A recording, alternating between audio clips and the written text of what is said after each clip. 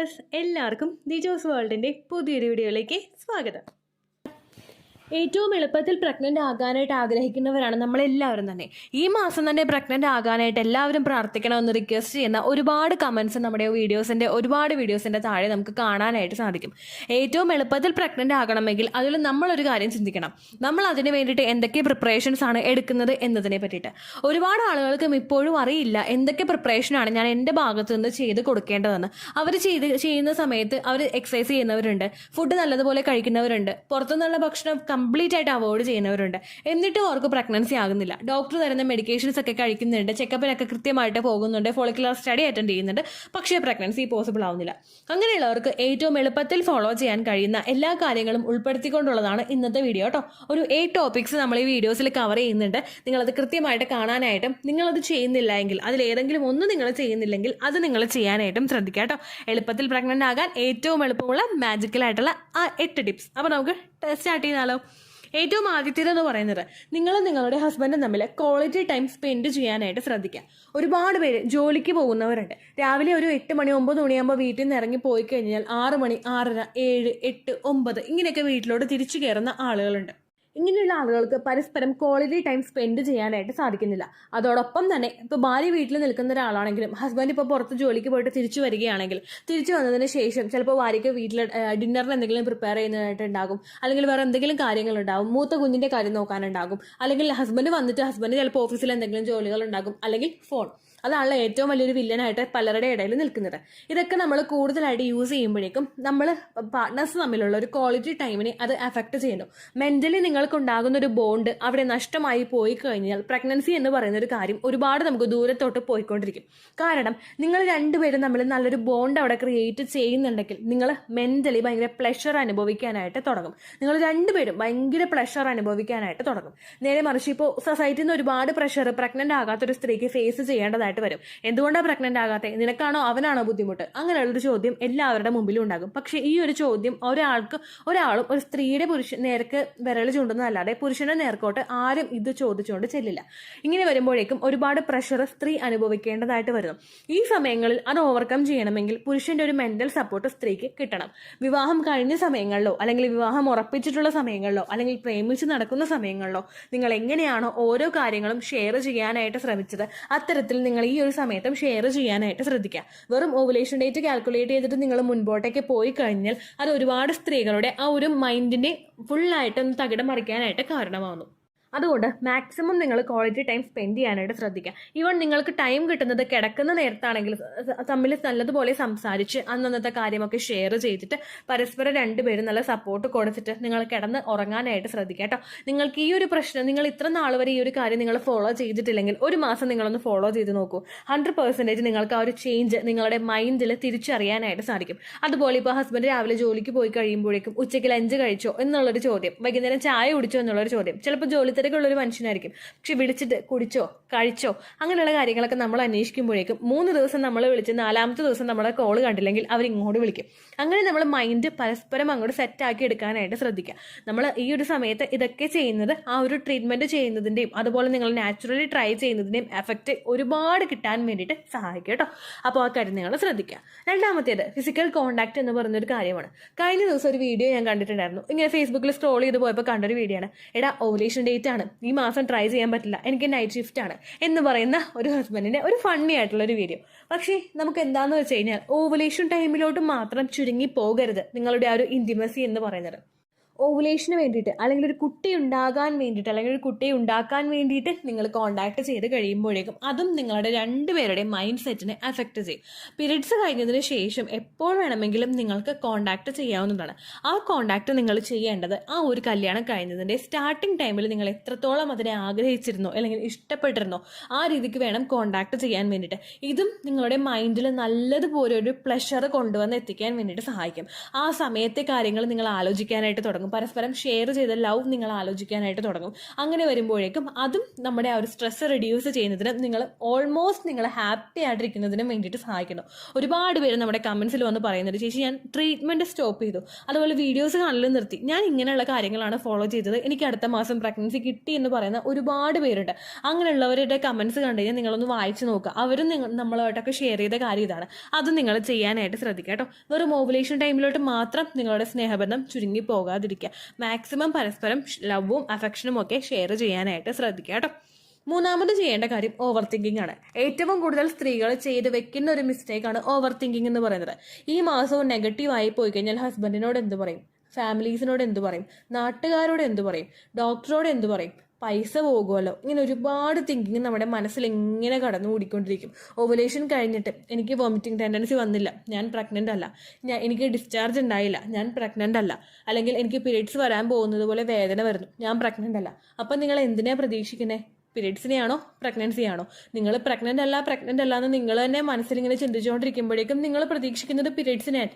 അപ്പോൾ ദൈവം എന്ത് വിചാരിക്കും, എന്നാൽ പിന്നെ അവൻ പ്രതീക്ഷിക്കുന്നത് തന്നെ കൂടുതലായിട്ട് അങ്ങോട്ട് കൊടുത്തേക്കാം എന്ന് വിചാരിച്ചിട്ട് നിങ്ങൾക്ക് പീരീഡ്സ് തന്നെ കിട്ടും. നമ്മൾ ചിന്തിക്കുമ്പോൾ നമുക്ക് ജസ്റ്റ് ഫണ്ണി ആയിട്ട് തോന്നിയാലും ഇത് തന്നെയാണ് സംഭവിച്ചുകൊണ്ടിരിക്കുന്നത്. നമ്മൾ ഓവുലേഷൻ കഴിഞ്ഞ് കഴിഞ്ഞാൽ ആ സമയത്തെ മാക്സിമം നിങ്ങൾ എൻജോയ് ചെയ്തിട്ടുണ്ടെങ്കിൽ പിന്നെ ആ ഒരു തോട്ട് നിങ്ങൾ മൈൻഡിൽ നിന്ന് കളയുക. ഇത്തരത്തിലുള്ള വീഡിയോസ് കണ്ടാലും നിങ്ങളുടെ മൈൻഡ് ഡൗൺ ആകുന്നുണ്ടെങ്കിൽ നിങ്ങൾ വീഡിയോസ് സ്കിപ്പ് ചെയ്യുക. അതോടൊപ്പം നിങ്ങൾ ഏതിലാണോ ഹാപ്പി ആയിട്ടിരിക്കുന്നത് അതിലോട്ട് നിങ്ങൾ മൂവ് ചെയ്യുക. ചിലപ്പോൾ നിങ്ങൾക്ക് ആരോടെങ്കിലും സംസാരിക്കാൻ ഇഷ്ടമുണ്ടെങ്കിൽ നിങ്ങളുടെ ഇൻലോസിനോട് സംസാരിക്കുക, നിങ്ങളുടെ ഫ്രണ്ട്സിനോട് സംസാരിക്കുക, അല്ലെങ്കിൽ വേറെ എന്തെങ്കിലും കാര്യം നിങ്ങൾക്ക് ഇഷ്ടമുണ്ടെങ്കിൽ അത് നിങ്ങൾ കൂടുതലായിട്ട് ചെയ്യുക. വീഡിയോസൊക്കെ കാണുക, ബുക്ക് വായിക്കുക, നല്ല നല്ല അമർ ചിത്രകഥകളും അതുപോലെ തെന്നാലി രാമൻ കഥകളും നസറുദ്ദീൻ മുദ്ല കഥകളും അങ്ങനെ നല്ല നല്ല സ്റ്റോറീസ്, നമ്മളൊന്ന് ചിരിക്കുന്ന സ്റ്റോറീസ് ഒക്കെ ഉണ്ടാകും. ചില ആളുകൾക്ക് ഫിക്ഷൻ ആയിരിക്കും ഇഷ്ടം. അങ്ങനെയുള്ളവർ അത് വായിക്കാനായിട്ട് ശ്രദ്ധിക്കുക. നമ്മൾ ഏതിലാണ് നമ്മൾ എൻജോയ് ചെയ്യുന്നത് അതിലോട്ട് നിങ്ങളുടെ മൈൻഡ് ഡൈവേർട്ട് ചെയ്യുക. ഓവുലേഷൻ കഴിഞ്ഞിട്ട് എത്ര ദിവസമായെന്ന് എണ്ണിക്കൊണ്ട് നിങ്ങൾ ഇരിക്കേണ്ട, മാക്സിമം ഹാപ്പി ആയിട്ടിരിക്കാനായിട്ട് ശ്രദ്ധിക്കുക. ഓവർ തിങ്കിങ് നമുക്ക് കുറയുന്നതോടൊപ്പം തന്നെ നമ്മളുടെ ശരീരത്തിലെ ഹാപ്പി ഹോർമോൺസ് പ്രൊഡ്യൂസ് ആകാനായിട്ട് തുടങ്ങും. അങ്ങനെ വന്നു കഴിഞ്ഞാൽ നിങ്ങൾ പോലും പ്രതീക്ഷിക്കാതെ ആ രണ്ട് മാജിക്കല്ലേ നിങ്ങളുടെ ശരീരത്തിൽ കിട്ടും കേട്ടോ. അപ്പോൾ അടുത്തൊരു നിങ്ങൾ ചിന്തിക്കേണ്ട കാര്യം എന്ന് പറയുന്നത് ഡിസ്ചാർജ് ആണ്. ഓവുലേഷൻ നടക്കുന്ന സമയത്ത് നിങ്ങൾക്ക് ഡിസ്ചാർജ് എന്തെങ്കിലും കാണുന്നുണ്ടോ എന്ന് നിങ്ങൾ ശ്രദ്ധിക്കുക. ഒരുപാട് പേര് ചിലപ്പോൾ വിട്ടു പോകുന്ന ഒരു ടോപ്പിക്കാണ്. അണ്ടം വളരുന്ന സമയത്ത് ഓവുലേഷൻ ഡെസ്കിറ്റിൽ ലൈൻ കിട്ടിയിട്ടുണ്ട്, അല്ലെങ്കിൽ ഫോളിക്കുലർ സ്റ്റഡി നടത്തി ഡോക്ടർ ചെയ്തോളാൻ പറഞ്ഞിട്ടുണ്ട്. അങ്ങനെ നമ്മൾ ചിന്തിക്കുന്നതല്ലാതെ നമ്മൾ ഏറ്റവും കൂടുതൽ ശ്രദ്ധിക്കണം ഓവുലേഷൻ നടക്കുന്ന സമയത്ത് ഏത് തരത്തിലുള്ള ഡിസ്ചാർജ് ആണ് നിങ്ങൾക്ക് വരുന്നതെന്ന്. ചില ആളുകൾക്ക് തിക്കായിട്ടുള്ള ഡിസ്ചാർജ് ആയിരിക്കും വരുന്നത്, ചില ആളുകൾക്ക് അവിടെ ഭയങ്കര ഡ്രൈ ആയിരിക്കും. മെഡിസിൻസ് എടുത്ത് ഡ്രൈ ആകുന്നവരുണ്ട്, അത് നാച്ചുറൽ ആയിട്ടുള്ള ഒരു കാര്യമാണ്. അതല്ലാതെ കണ്ടിന്യൂസ് ആയിട്ട് നിങ്ങൾക്ക് അവിടെ ഡ്രൈ ആയിട്ടാണ് അനുഭവപ്പെടുന്നതെങ്കിൽ ചിലപ്പോൾ ഒരു ഹോസ്റ്റൈൽ എൻവയോൺമെന്റ് നമ്മളുടെ ശരീരത്തിൽ ഉണ്ടാകാൻ വേണ്ടിയിട്ട് ഈ ഡ്രൈനെസ് കാരണമാകുന്നു. അങ്ങനെ വന്നു കഴിഞ്ഞാൽ ഫിസിക്കൽ കോണ്ടാക്ട് ചെയ്തതിന് ശേഷവും അകത്തേക്ക് സെമൻ പ്രവേശിക്കാതെ ആ ഒരു സെർവിക്സിനകത്ത് വെച്ച് തന്നെ നശിച്ചു പോകാനായിട്ട് അത് കാരണമാകുന്നു. അപ്പോൾ ഓവുലേഷൻ സമയത്ത് കോണ്ടാക്ട് ചെയ്യുമ്പോഴേക്കും ഏത് തരത്തിലുള്ള ഡിസ്ചാർജ് ആണ് നിങ്ങൾക്ക് വരുന്നതെന്ന് നിങ്ങൾ നോക്കുക. യാതൊരു തരത്തിലുള്ള ഡിസ്ചാർജുകൾ ഇല്ലെങ്കിലും പല ആളുകൾക്കും ഓവുലേഷൻ ഉണ്ടാവാറുണ്ട്. പക്ഷേ ഉണ്ടാവുന്ന ഡിസ്ചാർജ് ശരീരത്തിനെ ഹാംഫുൾ ആയിട്ട് അഫക്ട് ചെയ്യുന്നതാണെങ്കിൽ അവിടെ നമുക്ക് പ്രഗ്നൻസി കിട്ടില്ല. അപ്പോൾ ആ കാര്യം കൂടി നിങ്ങൾ ശ്രദ്ധിക്കുക കേട്ടോ. അടുത്തായിട്ട് നിങ്ങൾ ശ്രദ്ധിക്കേണ്ട കാര്യം പീരീഡ്സ് ആണ്. പീരീഡ്സ് നിങ്ങൾക്ക് എത്രത്തോളമാണ് ബ്ലീഡിങ് ഉണ്ടാകുന്നത് എന്നുള്ള കാര്യം നിങ്ങൾ ശ്രദ്ധിക്കണം. അതുപോലെ എത്ര ദിവസം കൂടുമ്പോഴാണ് നിങ്ങൾക്ക് ബ്ലീഡിങ് ഉണ്ടാകുന്നത് എന്നുള്ള കാര്യം കൂടി നിങ്ങൾ ശ്രദ്ധിക്കണം. ഇപ്പോൾ നിങ്ങൾക്ക് ബ്ലീഡിങ് വരുന്നത് 21-നും 35-നും ഇടയ്ക്കാണെങ്കിൽ അത് നോർമലാണ്. എന്നാൽ അതിനേക്കാളും കൂടുതലും അതിനേക്കാളും കുറവും നിങ്ങൾക്ക് ബ്ലീഡിങ് വരുന്നുണ്ടെങ്കിൽ അത് ഇറഗുലർ ആയിട്ടുള്ള ബ്ലീഡിങ് ആണ്. അങ്ങനെ വരുന്ന ബ്ലീഡിങ് നിങ്ങൾക്ക് ഫെർട്ടിലിറ്റി ഇഷ്യൂസ് ഉണ്ടാക്കുന്നതിന് കാരണമാകുന്നു. അതുപോലെ തന്നെ ബ്ലീഡിങ് പോകുന്ന സമയത്ത് ഹെവി ആയിട്ടുള്ള ബ്ലീഡിങ് ആണ് ഉണ്ടാകുന്നതെങ്കിലും ഭയങ്കര ലോ ആയിട്ടുള്ള ബ്ലീഡിങ് ആണ് ഉണ്ടാകുന്നതെങ്കിലും അതും നിങ്ങളിൽ ഇൻഫെർട്ടിലിറ്റി ഇഷ്യൂസ് ഉണ്ടാക്കുന്നതിന് കാരണമാണ്. അപ്പോൾ എത്രത്തോളം ബ്ലഡ് പോകുന്നുണ്ടെന്നുള്ള കാര്യം നിങ്ങൾ ശ്രദ്ധിക്കുക. അടുത്തതായിട്ട് ചെയ്യേണ്ട കാര്യം നിങ്ങൾ മെഡിസിൻസ് എടുക്കാനായിട്ട് ശ്രദ്ധിക്കുക. ഹെൽത്തി ആയിട്ടുള്ള ഫുഡ് കഴിക്കാൻ ഒരുപാട് പേരോട് പറയുന്നുണ്ട്, പക്ഷേ അതിൽ മാത്രം നമ്മളുടെ ന്യൂട്രീഷണൽ റിക്വയർമെൻറ്റ് അവിടെ കംപ്ലീറ്റ് ആവണമെന്നില്ല. നമ്മളിപ്പോൾ ഫോളിക് ആസിഡിൻ്റെ ഫുഡ് അടങ്ങിയിട്ടുള്ള കണ്ടന്റ് അടങ്ങിയിട്ടുള്ള ഭക്ഷണങ്ങൾ നമ്മൾ കഴിക്കുമ്പോഴേക്കും എല്ലാ ദിവസവും അത് നമുക്ക് കഴിക്കാൻ പറ്റിക്കൊള്ളണമെന്നില്ല. അപ്പോൾ ഫോളിക് ആസിഡിൻ്റെ ഒരു സപ്ലിമെൻറ്റ് എടുക്കുന്നത് നല്ലതാണ്. അതുപോലെ മൾട്ടി വിറ്റമിൻ്റെ സപ്ലിമെൻറ്റും എടുക്കുന്നത് നല്ലതാണ്. ഇതെല്ലാം അണ്ടത്തിൻ്റെ ആ ഒരു ഗ്രോത്ത് വർദ്ധിപ്പിക്കാൻ വേണ്ടിയിട്ട് സഹായിക്കുന്നു. ശരീരത്തിൽ നല്ലൊരു എൻവയോൺമെൻറ്റ് ഉണ്ടാക്കി എടുക്കാനായിട്ട് സാധിക്കുന്നു. സഡൻ നമ്മൾ പ്രഗ്നൻ്റ് ആകുന്നുണ്ടെങ്കിൽ അല്ലെങ്കിൽ ആ കുഞ്ഞിന് മറ്റൊരു തരത്തിലുള്ള വൈകല്യവും ഇല്ലാതെ സർവൈവ് ചെയ്ത് മുൻപോട്ടേക്ക് പോകാൻ വേണ്ടിയിട്ടും ഇത്തരത്തിലുള്ള ന്യൂട്രീഷൻ നിങ്ങളുടെ ശരീരത്തിലുള്ളത് സഹായിക്കുന്നു. ഇത്തരത്തിലുള്ള മെഡിസിൻസ് നിങ്ങൾ ഡയറക്റ്റ് മെഡിക്കൽ സ്റ്റോറിൽ നിന്ന് മേടിച്ച് കഴിക്കാതിരിക്കുന്നതാണ് നല്ലത്. നിങ്ങളൊരു ഫിസിഷ്യനെ കണ്ടിട്ടോ അല്ലെങ്കിൽ ഒരു ആശാവർക്കറെ സമീപിച്ചിട്ടോ അല്ലെങ്കിൽ ഓൾറെഡി ഡോക്ടർ എന്ന പ്രിസ്ക്രിപ്ഷൻ വെച്ചിട്ടോ നിങ്ങൾ മെഡിസിൻസ് എടുക്കാനായിട്ട് ശ്രദ്ധിക്കുക. മൾട്ടിവിറ്റമിൻ്റെ മെഡിസിൻ എടുക്കുമ്പോഴേക്കും അതിൽ ഒരുപാട് ഗുണങ്ങൾ നിങ്ങൾക്ക് കിട്ടുന്നതിന് വേണ്ടിയിട്ട് സഹായിക്കുന്നു. അതുപോലെ അയൺ, കാൽസ്യം, ഫോളിക് ആസിഡ് ഇങ്ങനെ സെപ്പറേറ്റ് ആയിട്ടാണെങ്കിലും നിങ്ങൾക്ക് എടുക്കാവുന്നതാണ് കേട്ടോ. അടുത്തതായിട്ട് നിങ്ങൾ ശ്രദ്ധിക്കേണ്ട കാര്യം നിങ്ങളുടെ ഭാര്യയുടെയും ഭർത്താവിൻ്റെയും ശരീരഭാരമാണ്. നമ്മുടെ ഉയരത്തിനനുസൃതമല്ലാത്ത രീതിക്കാണ് ശരീരഭാരം പോകുന്നതെങ്കിൽ അത് പല സ്ത്രീകൾക്കും പുരുഷന്മാർക്കും ഇൻഫെർട്ടിലിറ്റി ഇഷ്യൂസ് ഉണ്ടാകുന്നതിന് കാരണമാകുന്നു. എക്സസ് ആയിട്ട് ഫാറ്റ് ടിഷ്യൂസ് അടഞ്ഞുകൂടുമ്പോഴേക്കും അത് റീപ്രൊഡക്റ്റീവ് ഹെൽത്തിനെ പലരുടെയും അഫക്റ്റ് ചെയ്യുന്നു. ഫാറ്റ് ടിഷ്യൂസ് ഫോം ചെയ്ത് വരുന്നതിനനുസരിച്ചിട്ട് റീപ്രൊഡക്റ്റീവ് ഹോർമോൺസ് നമ്മുടെ ബ്രെയിനും തമ്മിലുള്ള ആ ഒരു കണക്ഷൻ നഷ്ടമായി പോകുന്നതിന് അത് കാരണമാകുന്നു. അങ്ങനെ വന്നു കഴിഞ്ഞാൽ കോളേജിൽ അണ്ടം പ്രൊഡ്യൂസ് ആവില്ല, എൻഡോമെട്രിയൽ ലൈനിങ്ങിലോട്ട് ബ്ലഡ് സർക്കുലേഷൻ ഉണ്ടാവില്ല, എൻഡോമെട്രിയൽ ലൈനിങ് തിക്കണാവില്ല, ഹോർമോൺസിന്റെ പ്രവർത്തനം നോർമലായിട്ട് നടക്കില്ല കേട്ടോ. അപ്പോൾ ആ കാര്യം കൂടി നിങ്ങൾ ശ്രദ്ധിക്കുക. നിങ്ങൾ നെറ്റിലടിച്ച് നോക്കിക്കഴിഞ്ഞാൽ അറിയാൻ പറ്റും. നിങ്ങളുടെ ഏജും നിങ്ങളുടെ ഹൈറ്റും മെൻഷൻ ചെയ്ത് കൊടുത്താൽ മതി എത്രത്തോളം നിങ്ങൾക്ക് വെയിറ്റ് ആണ് ഐഡിയലായിട്ടുള്ളതെന്ന് നമുക്ക് മനസ്സിലാക്കാനായിട്ട് സാധിക്കും.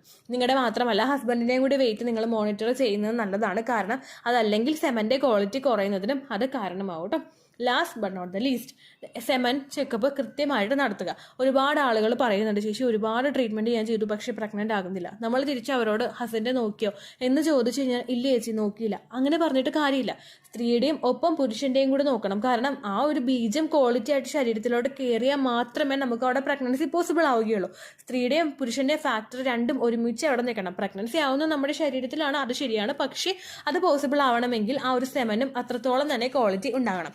അതിന് മോട്ടിലിറ്റി കുറവോ അതിൻ്റെ സ്ട്രക്ചറിൽ വ്യത്യാസം വരികയോ അതിൻ്റെ ബോഡിയിൽ വ്യത്യാസം വരികയോ ഒക്കെ ചെയ്ത് കഴിഞ്ഞാൽ പ്രഗ്നൻസി അവിടെ പോസിബിൾ ആവില്ല. അതുപോലെ നമ്മളുടെ ശരീരത്തിൽ ഒരുപാട് ഹോസ്റ്റൈൽ ആയിട്ടുള്ള എൻവയോൺമെൻറ്റ് ഉണ്ടാകും. ഈ ഓരോ ഹോസ്റ്റൈൽ ആയിട്ടുള്ള എൻവയോൺമെൻറ്റിലും സർവൈവ് ചെയ്ത് മുൻപോട്ടേക്ക് പോകാൻ വേണ്ടിയിട്ടുള്ള ഒരു കപ്പാസിറ്റി സെമന് അവിടെ ഇല്ല എങ്കിൽ അവിടെ നമുക്ക് പ്രഗ്നൻസി പോസിബിൾ അല്ല. അതുകൊണ്ട് തന്നെ അതിൻ്റെ അനാലിസിസും കൂടി കൃത്യമായിട്ട് നിങ്ങൾ ചെയ്യുക കേട്ടോ. ഇതെല്ലാം ചെയ്തിട്ട് നിങ്ങൾ പ്രഗ്നൻസി നോക്കുകയാണെങ്കിൽ എളുപ്പത്തിൽ നിങ്ങൾക്ക് പ്രഗ്നൻസി കിട്ടും. അതോടൊപ്പം തന്നെ നിങ്ങൾ ഫിസിക്കലി ആക്റ്റീവായിട്ടിരിക്കാനായിട്ട് ശ്രദ്ധിക്കുക. വേറെ ഒരു എക്സസൈസും ചെയ്യാനായിട്ട് എനിക്ക് താല്പര്യമില്ല ചേച്ചി, എനിക്ക് മടിയാണെങ്കിൽ ജസ്റ്റ് ഒരു ഹെഡ്സെറ്റിൽ പാട്ട് വെച്ചിട്ട് നിങ്ങൾ അങ്ങോട്ടും ഇങ്ങോട്ടും കൂടി നടന്നാൽ മതി കേട്ടോ. അതും നല്ലൊരു എക്സസൈസാണ്. രാവിലെയോ വൈകുന്നേരമോ നിങ്ങൾക്ക് പറ്റുന്നത് പോലെ നിങ്ങളുടെ റൂമിലാണെങ്കിലും കൈ വീശി നല്ലതുപോലെ നടക്കാനായിട്ട് നിങ്ങൾ ശ്രദ്ധിക്കുക. അങ്ങനെയൊക്കെ നമുക്ക് പ്രഗ്നൻസി എളുപ്പത്തിൽ കിട്ടാൻ വേണ്ടിയിട്ട് അത് സഹായിക്കും കേട്ടോ. ഇത്രയേ ഉള്ളൂ വീഡിയോ. യൂസ്ഫുൾ ആയി കാണുമെന്ന് വിശ്വസിക്കുന്നു. യൂസ്ഫുൾ ആവുന്നുണ്ടെങ്കിൽ ലൈക്ക് ചെയ്യുക, ഫ്രണ്ട്സിനൊക്കെ ഷെയർ ചെയ്ത് കൊടുക്കുക കേട്ടോ. എന്തെങ്കിലും സംശയം ഉണ്ടെങ്കിൽ നിങ്ങൾ കമൻസിൽ ചോദിക്കുക. പണ്ടത്തെ വീഡിയോയ്ക്ക് കമൻസ് ഇടുന്നവർക്ക് റിപ്ലൈ ലഭിക്കുന്നില്ലെങ്കിൽ ലേറ്റസ്റ്റ് ആയിട്ട് ഞാൻ ഏത് വീഡിയോ ആണോ അപ്ലോഡ് ചെയ്യുന്നത് അതിന് താഴെ കമൻറ്റ് ഒന്ന് കോപ്പി പേസ്റ്റ് ചെയ്യാനായിട്ട് ശ്രദ്ധിക്കുക കേട്ടോ. അതുപോലെ ഓവുലേഷൻ ഡേറ്റ് കാൽക്കുലേറ്റ് ചെയ്ത് തരാനായിട്ട് റിക്വസ്റ്റ് ചെയ്യുന്ന ആളുകൾ എത്രയാണോ സൈക്കിൾ ലെങ്ത് അത് മെൻഷൻ ചെയ്യാനായിട്ട് ശ്രദ്ധിക്കുക. സൈക്കിൾ ലെങ്ത് എന്നതുകൊണ്ട് ഉദ്ദേശിച്ചത് ഓരോ മാസവും എത്ര ദിവസം കൂടുമ്പോഴാണോ ബ്ലീഡിങ് വരുന്നത് അതാണ് സൈക്കിൾ ലെങ്ത്. കഴിഞ്ഞ മാസം ഒരു 8-ാം തീയതിയാണ് ബ്ലീഡിങ് ആയതെങ്കിൽ ഈ മാസം 6-ാം തീയതിയാണ് ബ്ലീഡിങ് ആയതെങ്കിൽ കഴിഞ്ഞ മാസം 8-ാം തീയതി മുതൽ ഈ മാസം 6-ാം തീയതി വരെ എത്ര ദിവസമുണ്ടോ അത് കാലണ്ടറിൽ എണ്ണി തിട്ടപ്പെടുന്നതാണ് നിങ്ങളുടെ സൈക്കിൾ ലെങ്ത്. സൈക്കിൾ ലെങ്ത് നമ്മൾ കൃത്യമായിട്ട് കാൽക്കുലേറ്റ് ചെയ്യുകയാണെങ്കിൽ ഓവുലേഷൻ ഡേറ്റ് എളുപ്പത്തിൽ കണ്ടുപിടിക്കാൻ വേണ്ടിയിട്ട് ഒരുപാട് ആപ്ലിക്കേഷൻസും ഒരുപാട് ഓൺലൈൻ ആയിട്ടുള്ള വെബ്സൈറ്റുകളും ഇന്ന് നമുക്ക് അവൈലബിൾ ആണ്. പ്ലേ സ്റ്റോറിൽ പോയിട്ട് ഓൺലൈൻ ഓവുലേഷൻ ട്രാക്കർ എന്ന് ടൈപ്പ് ചെയ്ത് കഴിഞ്ഞാൽ നിങ്ങൾക്ക് അതുമായിട്ട് ബന്ധപ്പെട്ടിട്ടുള്ള ആപ്ലിക്കേഷൻസ് കിട്ടും. അത് പറ്റുന്നില്ല എങ്കിൽ ഗൂഗിളിൽ പോയിട്ട് ഓൺലൈൻ ഓവുലേഷൻ കാൽക്കുലേറ്റർ എന്ന് ടൈപ്പ് ചെയ്ത് കഴിഞ്ഞാൽ അതുമായിട്ട് ബന്ധപ്പെട്ടിട്ടുള്ള വെബ്സൈറ്റുകൾ നിങ്ങൾക്ക് കിട്ടും.